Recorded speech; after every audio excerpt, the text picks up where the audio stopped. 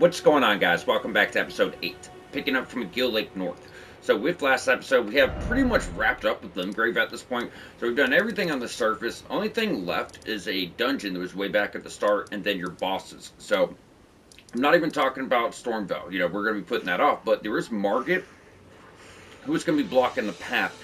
So we want to go and get him out. So after Reaping Peninsula, we'll be locked in. We can just jump right over to our Legacy Dungeon and get going with that. Aside from that, we have 2 nighttime bosses, the Tree Sentinel, and then the Stranded Graveyard Dungeon we have left to do. So that will be the focus of this episode.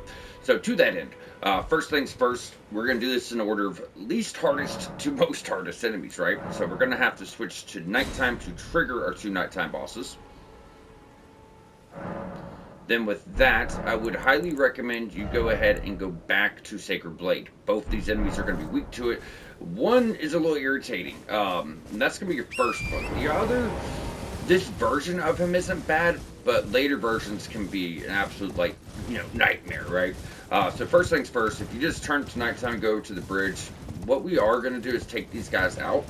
That way, we don't have to worry about anyone getting involved in this fight. We don't need any extra help. This guy's a pain in the ass. So the Knight's Cavalry are the nighttime boss you're about to see. Well, he stays on horseback the entirety of the time. He's either has a flail or a halberd. The first version here will have a halberd. But yeah, it's on horseback. He's very cowardly in the sense where he's like swiping at you, running away. He's always side checking you with the horse. It can be a little irritating, to say the least. But just, watch for your openings. Oh shit, I never switched my shield back. Oh, you bitch. Come here. Come here. So he's not considered undead as far as, being weak to holy. He just happens to be, kind of weak to it. He's a very dark enemy, so I think that's probably why. Now, usually if he goes up on his hind legs, he's going to side check you. Now, the way I like to explain this fight is, you're not really worried about the boss's health bar. We're more worried about the horse's health bar. Now, the boss's health bar will go down too, but the fact of the matter is, as soon as you kill the horse, we're going to get a critical attack. So you take the horse down. Look at that. Ooh. About 40% of his health. He's getting up. Oh, he got to us first. It's okay. He will summon the horse again. But just don't let him, right? Don't let him. It's not that bad. So with him taking on outs, we're going to get a new Ash of War, which is Ash of War Repeating Thrust. Very powerful. It's good for thrusting weapons. What it does is 6-7 quick jabs, whop, whop, whop, whop, all thrust. But if you put Blood Loss or Frostbite, man, you are just going to absolutely annihilate anything in your path. I actually used it way into the DLC to get past these super difficult elite enemies. I couldn't get near them. It's like when you're far away, they're casting spells. You get up close, they spread fire everywhere, and you just can't do shit to them. So I went in with that and Frostbite. Just it's very powerful. It will help out. Either way, now that we got that done, what we're going to be doing. If you guys remember where we went up with the trolls, we got the statue broke for the smithing stones. So that's right uphill. So from Gill Lake North, we're just going straight forward.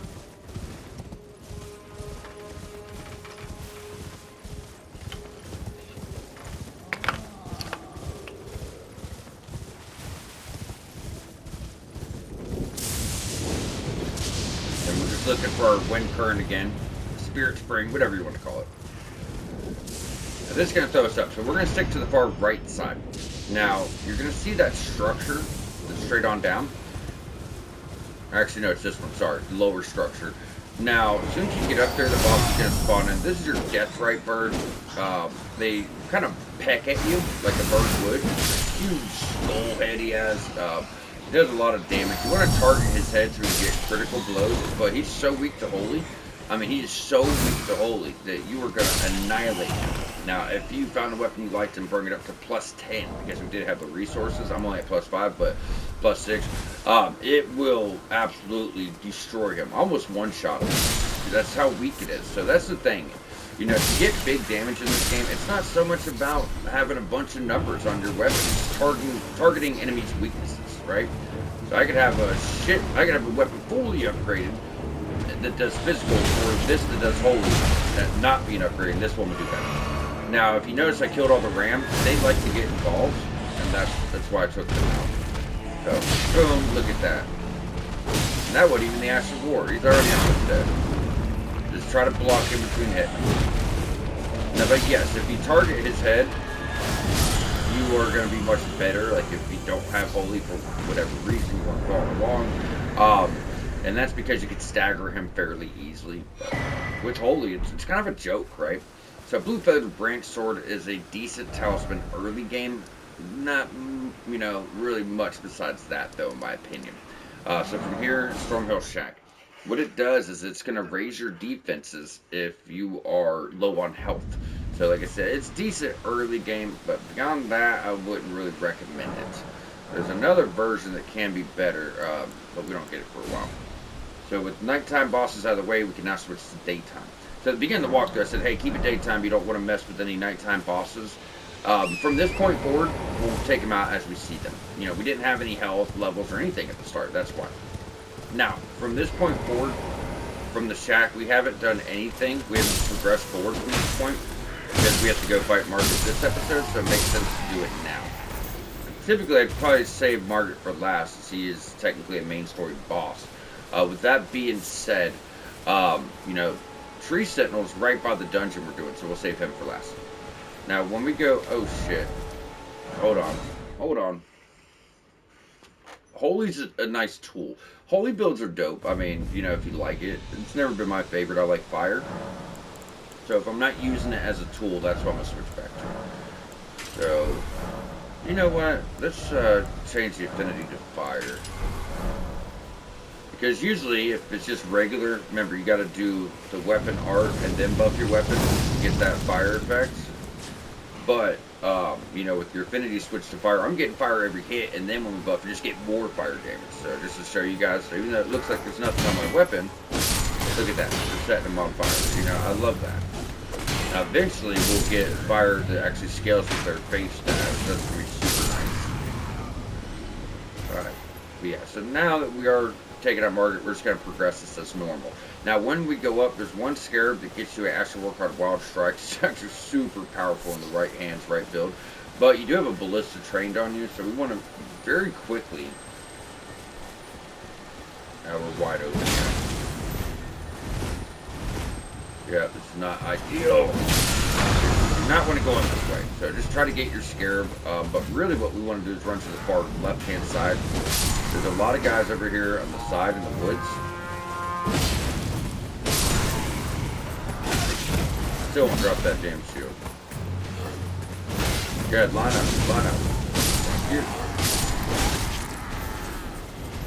Alright, tough guy.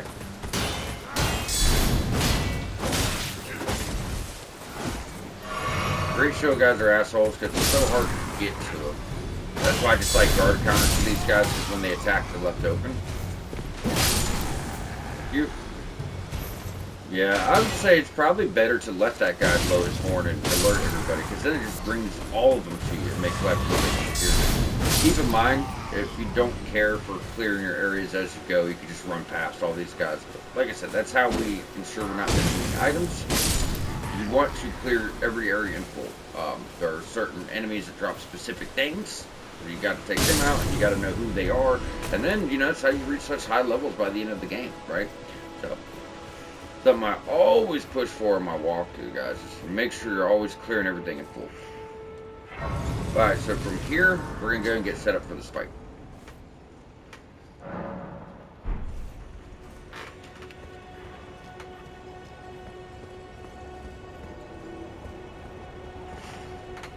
So since you enter this doorway, you're going to have Margit spawn in. So that's Stormveil. That's your first legacy dungeon, right?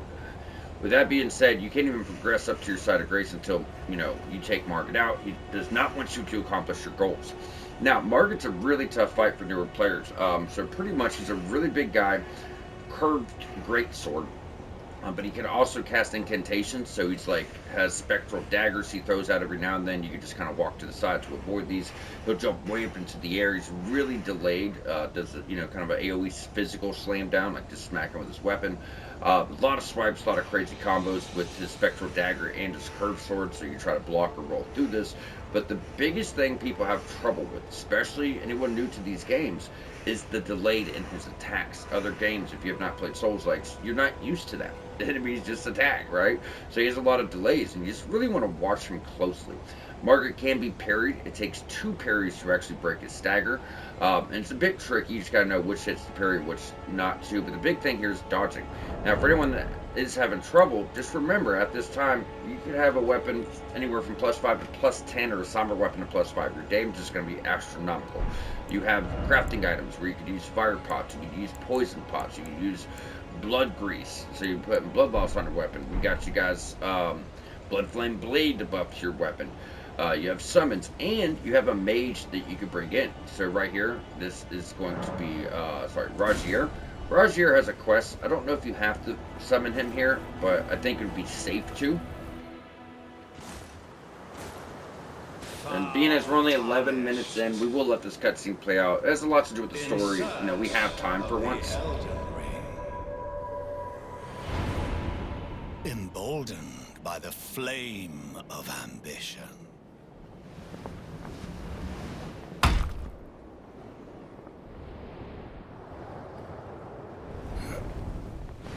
Margit's a badass, you know. Another fan favorite boss fight. Not really a fight so much as his character and his lore. He's a bad dude, man. Very strong. His story is very relatable. It's kind of sad, but it displays just his sheer will and how strong he was. The whole world is shit on him, and he does everything he can to protect it. He's a very respectable guy, lore-wise, you know. But yeah, he's just a fan favorite. He's really cool, but he's also probably not. If you're having trouble here, you might not like him. Like I said, a lot of delays. Just watch his elbows. That's, you know, that's what's gonna help you.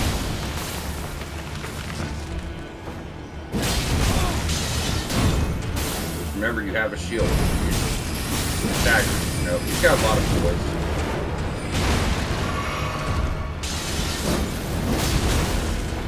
Ain't no way. I mean, there's like 8 charge heavy. Like I said, he's got a lot of bullets. So, blood loss will fuck his shit up. If you have a weapon of blood loss, you can just stay on him. Now, phase 2, he pulls out the big hammer. He's going to use a lot more spectral stuff. But you notice, I mean, Rogier's kind of tying him down for you. That's really delayed swipe. You just swipe with the weapon, and then you just swipe with the gray hammer. And it is pretty delayed.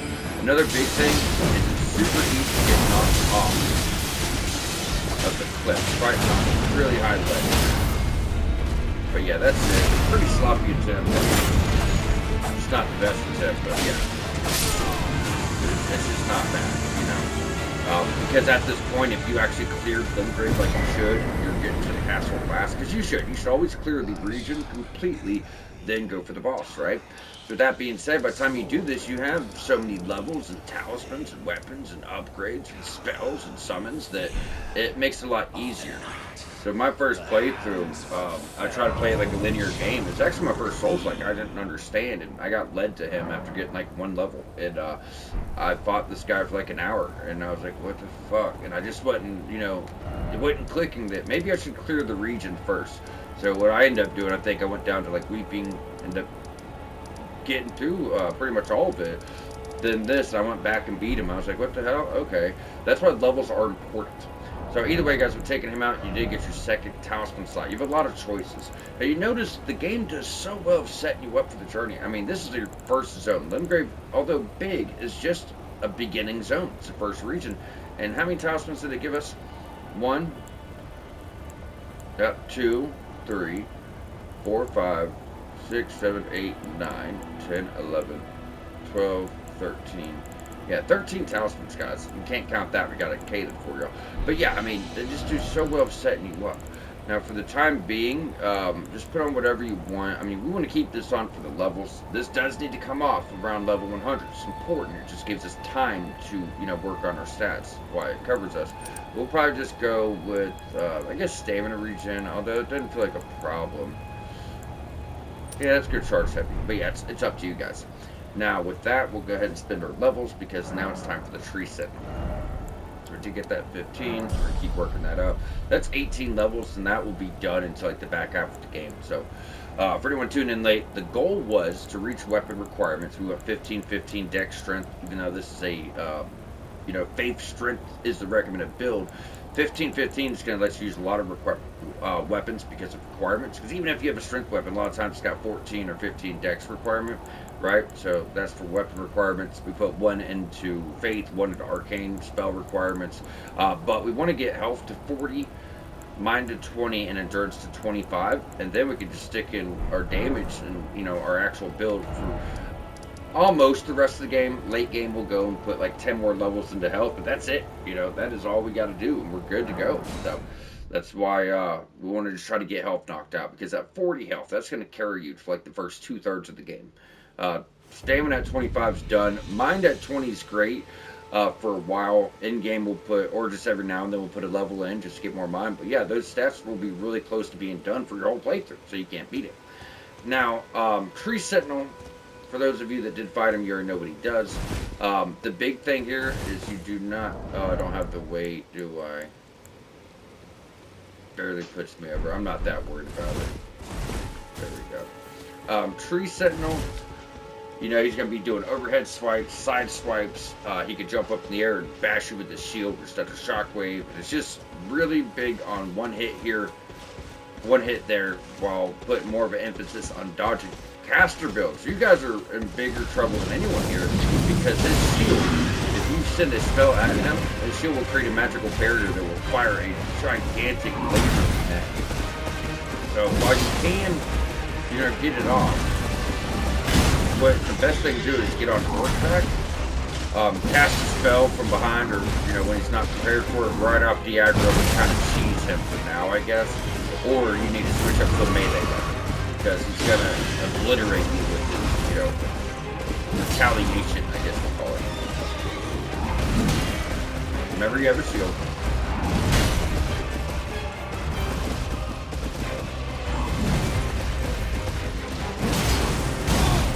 You notice our damage is a lot better than what it was before. Big jump AoE is what we're talking about. There it is. Starts down, adds forward, follow up, and this thing's about to go. So it's just really not that difficult. When you just start the game, you come straight at him, no levels, no upgrades, no weapon choices. It's a different fight. You're not really doing much damage to him. Everything he lands is going to one-shot you, but not anymore. You know, we got set up for it. Golden Halberd is a absolutely phenomenal weapon that does go with our build.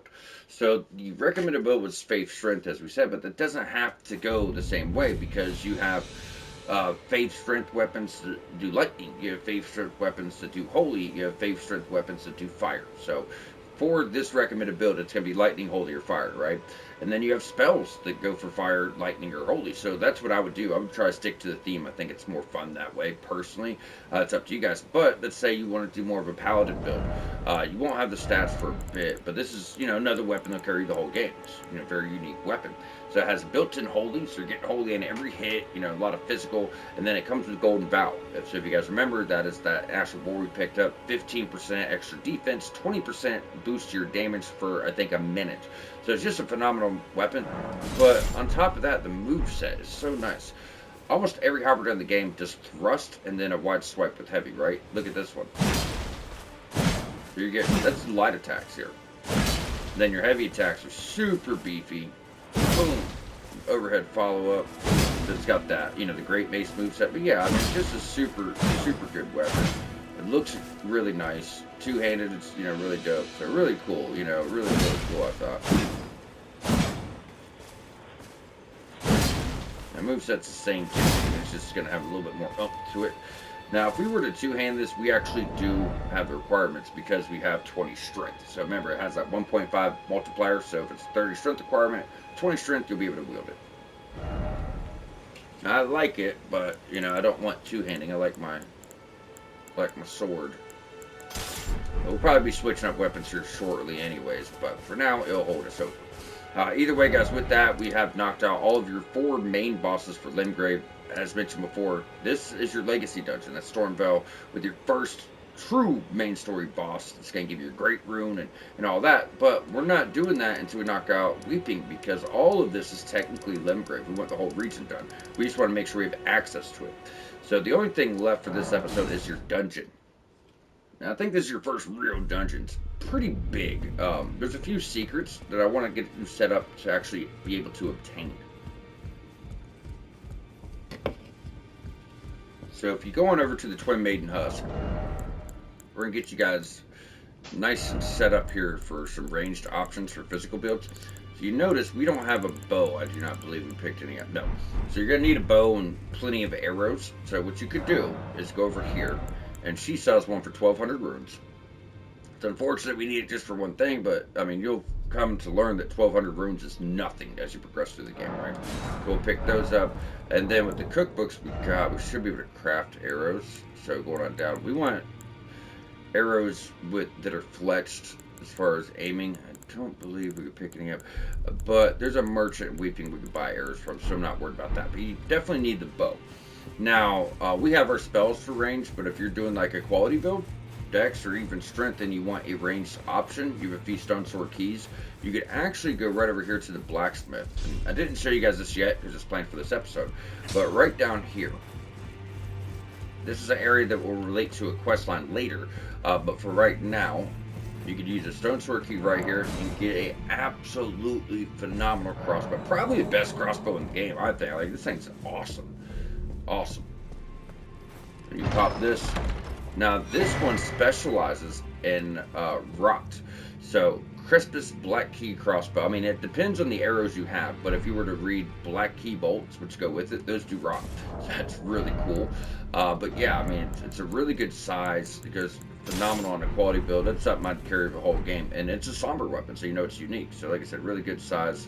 Really dope choice. I can't zoom in to show it off, but yeah, it's super good. So that's for you guys. And then I like to try to have everything. So if you go over here and pop more stone sword keys, now remember they're limited, and you want to try to get every door in the game. In fact, when I was doing notes for the series, I was like, well, we're going to skip the ones that don't have the best items because we're not going to have enough. But if we actually spend the time and buy them from merchants and stuff, we'll have enough to get every single door. Because these are hidden items, you know, you want to get it all. Now, that's a spell book we could turn in for faith builds. I don't think it's that great. It's assassins. It just, like, creates fog you could hide in, but like if you walk out of the smoke cloud, then you're detectable again. So it offers a few things for survivability, but that's it. While we're here, I also wanted to talk to your boy Corin, because I told you when we first came here, I'm like, I like to grab that, and I didn't talk about any of these just because I don't find them appealing. At some point we're going to want to come and get heal.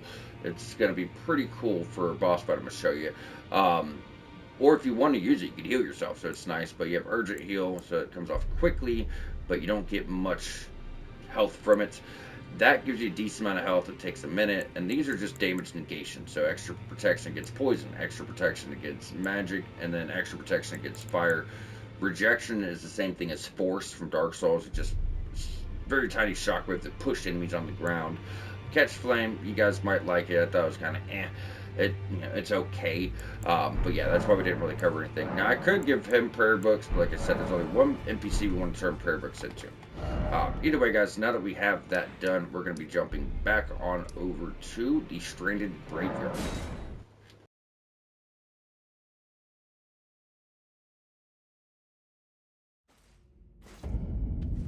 So when we very first started the game, we came here and there was this dungeon. I just told you guys, hey, we're not ready. I'd have at least 20 levels into health, because coming down here, there's a few traps that will one-shot you. So before we get started, definitely want to have on your longbow. Oh shit, we forgot to buy arrows. That's my fault. Sorry. Very quickly, Castle One Rampart. I kept thinking we bought them over at Round Table, but nope, we got our bow. But this gentleman right here, he should sell like infinite amounts of arrows. I don't think we need to go crazy.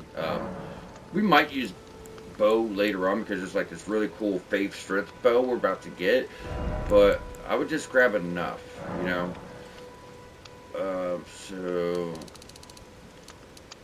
just in case, we'll grab 15. 300 grams can't beat it. I feel like that will be plenty. And then we're going to jump right on back to the Stranded Graveyard.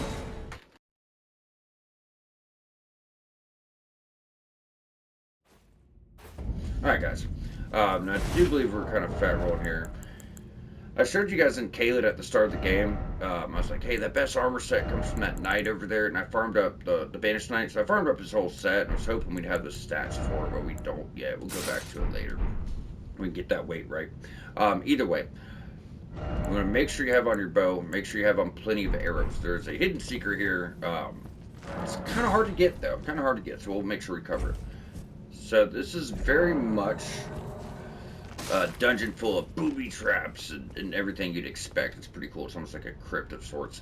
But when you go down, this is poison. Now, in this game and these games, you don't want to roll through poison because it helps it stick to your character, right? So you just want to quickly go through it. Now, we also have Flame Cleanse Me if you're worried about it, but you don't need because you're not going to deal with poison again if you go down. Alright, so when it comes to the chariots, you're going to wait until he turns around. Then you're going to run down and go to your second hole in the right. It's going to be close, but you'll be fine, right? You're going to wait. Now, there are little guys that spawn in, but they're not really an issue. Then you want to run down to your third. We're going to take him. Drop to the far left so you don't take damage. Then you're going to see an item on this little ramp. Go ahead and ignore it for now. We're going to come back up this way when we get rid of the chariots. So what we're looking for is this drop off right to the left side of the bridge. Drop down. What we're about to do is actually very, very difficult.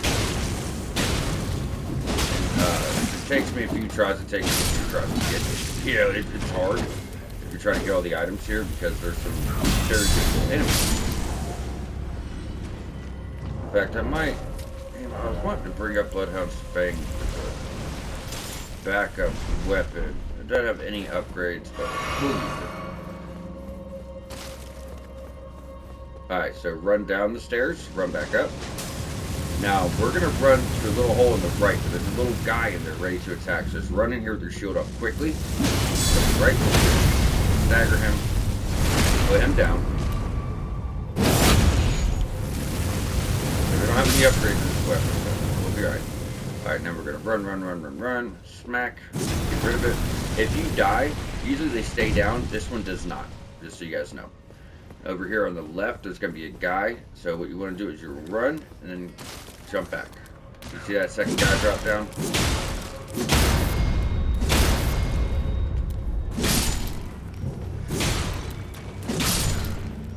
There we are. Grab your lightning grease. Now it's the hard part. Like I said, it may take us a few attempts. If you guys remember the tutorial area, there was that big like spider guy with all the big arms. I said die to him, we'll fight him later. Well, there's not one, but two of these guys. So the way I would typically do it, think of it as if you kill one, the other one, you know, he won't come back. So if you kill one, then die, it's okay. So run over to the far left. Now, with the Bloodflame Blade on, hopefully, even without our upgrades, you know, we could deal with this guy. So we're just going to spam our weapon arts. Try to get critical attacks. There we go. So he's not going to respawn, right? That's the big thing. So wait, bring closer. Weapon art. Follow up. Heal. Get our mana back. Weapon art. Follow up. Got that blood loss off. Ooh, I didn't think it was close. Weapon art. Follow up. Heal. Quickly. Yeah, it's nasty, nasty. Oh, I couldn't get that heal off fast. Like I said, we might die. It's not a big deal. Because now it's just a one-on-one fight. One guy, he's not going to come back. And we about pulled it off still, so. If I would have landed that heal or probably just went from a weapon art, probably would have got him. You got to be really cautious when you're trying to use your heals. You know, because it does take a second for that to go off. And, you know, if you don't get it off before he attacks you, that's all she wrote. Now, we will have to do this again. Let's wait on Mr. Chariot.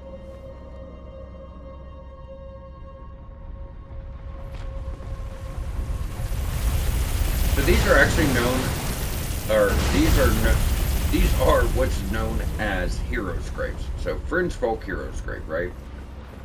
There's a few of them out in the world, and most of them do have these little puzzles with these chariots, but it gets you items that you will never find elsewhere. They're really cool and really unique. So we do, you know, a few of these. But what's weird is after this one, we won't do another one for like 30 hours. And then you kind of do like 3 back to back. Yeah, they are really neat. Oh, he's already on our ass, isn't he? Alright, so if that happens, obviously tuck to the side. I'm going to drop back down to the far left here. Easy.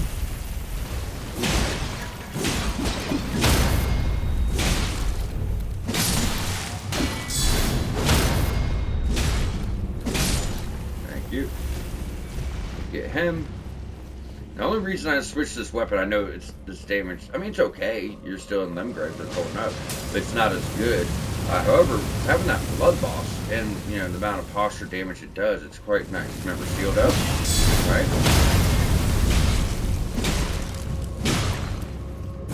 Because you gotta remember, since blood boss does percentage base health, even though we're not getting a bunch of damage every hit, just when that goes off, it's doing huge chunks of the enemy's health, which, you know, more than makes up for that. Alright, so Blood Flame Blade again. Now you gotta remember, not every enemy is weak to Blood Boss. Some enemies are flat out immune to it, where it does nothing to them. But all in all, you know, say a good 70% of the enemies are at least weak to it somewhat. So it's a solid bet. So right here's the talisman. This is why we're wasting our time doing this, is that talisman's very good early game. You could just run out for it, but I like to clear our area.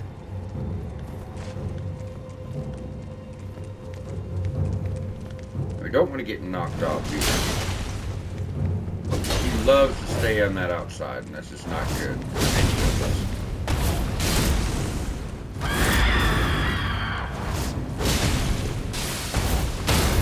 Thank you. Oh, without do it? And we'll finish him off. There you go. So now we have that. We got our runes. We got our talisman. I love this talisman. Early game, it's not the best. There are better versions of it for sure, but right now it's nice because that's health, stamina, and equipment. So if you didn't have, you know, the weight before, you might now. Now, what we want to do is work our way all the way back where we originally came from, and right here is going to be a ledge. So if you drop towards the middle of the bridge, you'll die. So, you know, something to keep in mind. We're going to drop all the way down, turn around. There's nothing else, you know, in that spot we were just at. I love this weapon, but we are going to want to change this out. We're fighting spirits. Spirits are not going to be weak to blood loss. Blood loss is not something we'll always go to, but you know, like I said, early game, it is quite helpful. You could easily do a blood loss build. A lot of new players do. I wasn't going to recommend it, but we easily could have. It's probably the most sought after build for a newer player because of, you know, the applications of how that status works. But yeah, you know, if it's something you actually have fun with, I think, you know, just go with what you want to do and have fun with it. Don't feel like you have to do a build because it's struggling, right? To me, that takes all the fun out of it. Yeah, this guy's a dick. Now, if he wants to jump in, even better. As he's getting up, we'll finish him off. Now, this is what it's all about, guys. So it's going to turn on our lantern. Now, this is hard. We got our arrows, we're set up for it. But what you got to do is you have to knock these pots off and make it land on carrots. But you can't see him and them at the same time, and then it takes a minute for them to fall. So what I will typically do, that's 2. I'll try not to think about it too much. I heard someone say, see, the thing is, when I really focus on it, I never get it. And then when I'm like, fuck it, that's when I get it. I heard someone say, if you just watch for that to shake, you know, he turns around, that's when you fire it. But your arrow takes time, these take time to fall, so you're gonna see the screen shake. Too late. Yeah, that's what I said. I don't think about it too much.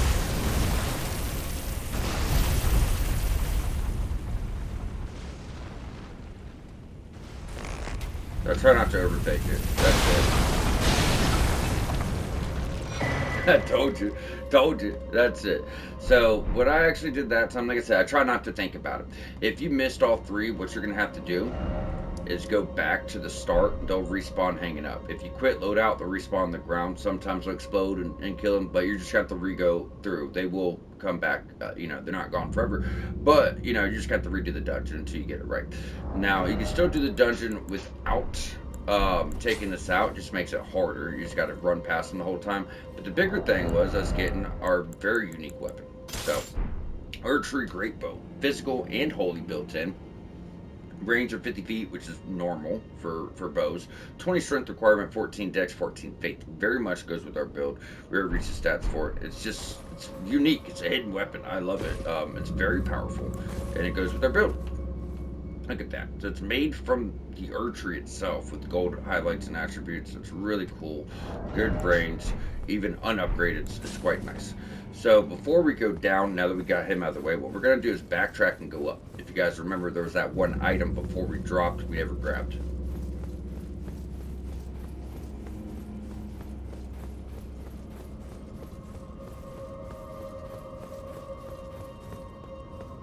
Oh wait, no, I went up. That's all the way up. That's right. We do start going down. Yeah, that's all the way up. That's where you originally came from. There is a split in the ramp where you have to go a few different ways, but it's actually a little bit lower. That's my fault. So go to the far left. Don't take any damage. And when we go down here, this is that original drop we took with the little ramp.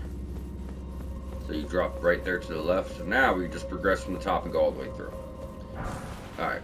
So grab the golden rune. Now we'll probably take these guys out and just clear this area, as we go through. There's gonna be quite a few guys. Over here, you can go down or you can go up. So we're gonna go up to the right first.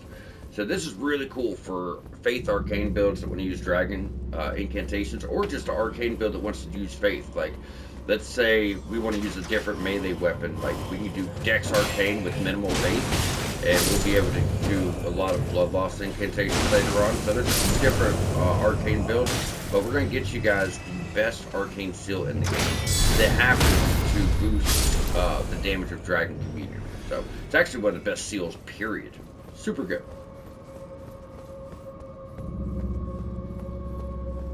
But you gotta take down another Banished Knight. And with this item, there's actually quite a bit to tell you guys, as far as builds. So we're going to cover briefly, we have stuff to do, but we'd like to briefly cover, how this actually works. And I think it's cool. Help you guys put together some pretty good builds. So there you go. Dragon Communion Seal. Guaranteed. That's the same seal they're using to cast fire. But going on down to your seal.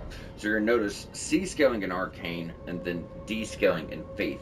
Now, Faith Arcane builds, yes, that's Dragon Communion. That's what they're really all about. But there's a weapon later that scales with Arcane and Dex. So I can go like Dex Faith.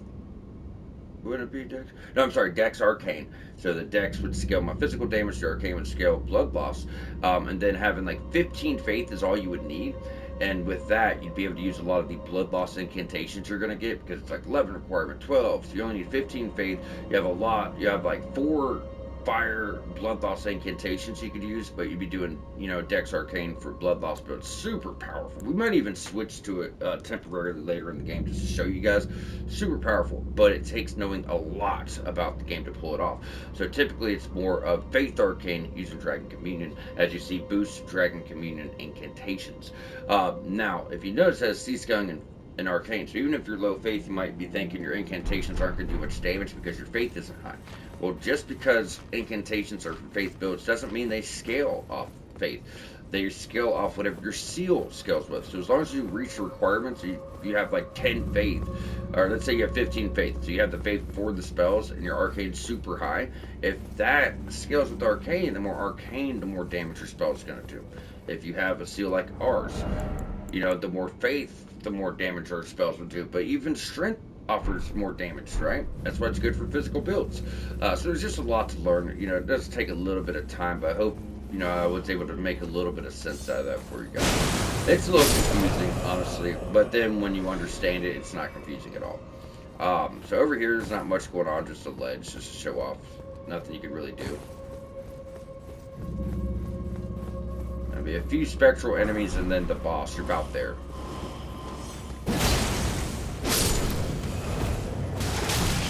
If they do the wind acid war, that always comes twice.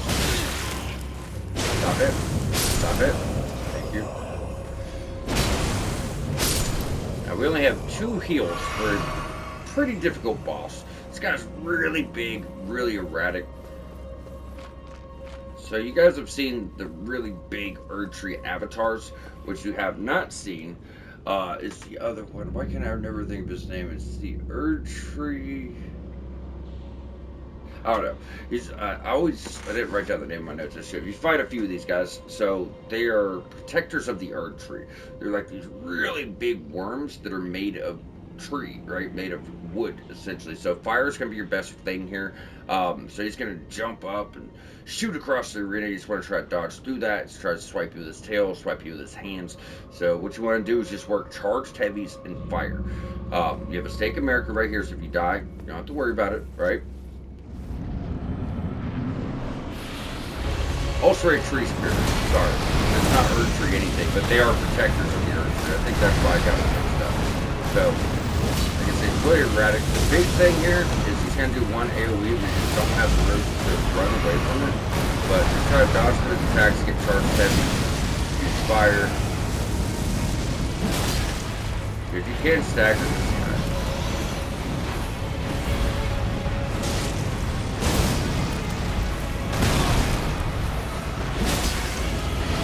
But there it is. Then once you do stagger him, you're just going for his head right here.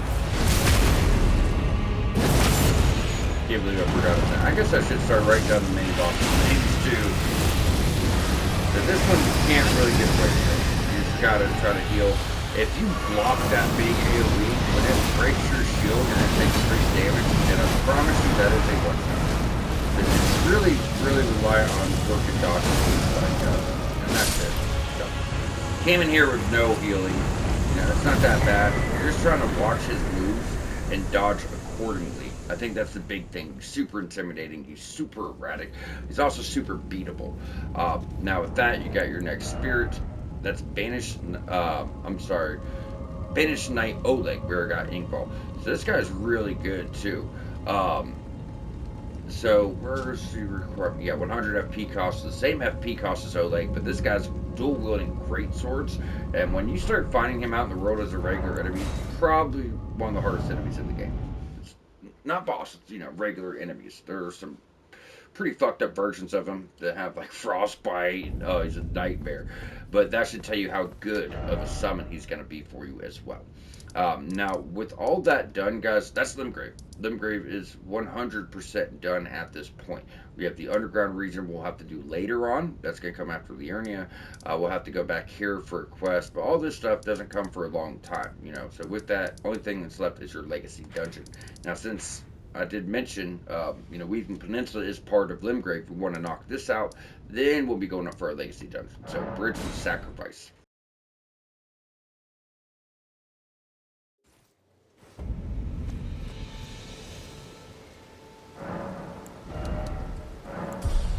Looking good, looking good. So 24 health. Now that's without, you know, not including the talisman. So we're going to try to get this to 40. As mentioned, do 5 more levels here, 10 more levels here, and those are done. And believe it or not, we'll probably be like 1 or 2 episodes in Liurnia. It's like 4 episodes away. And these will all be done, like, you know, until like the end of the game. So then we just got to stick a damage for the rest of the game. That's why I like getting knocked out. Because some people might be thinking, oh, I'm going to do damage first. And then everybody's one-shotting you. So it's just not advisable. So, you know, we are making the right moves here. However, with that being said, guys, looking at the time, 45 minutes, we're going to wrap up here. Next episode, we think it's going to take about 2 episodes. You have a castle, and there's quite a bit going on. Catacombs and caves and ruins. And what we're going to be doing is knocking out the first half. So just kind of sticking over here and getting all this done. So that's our plan moving forward. But either way, y'all stay tuned. Please subscribe for more walkthrough, and we'll catch you back here shortly.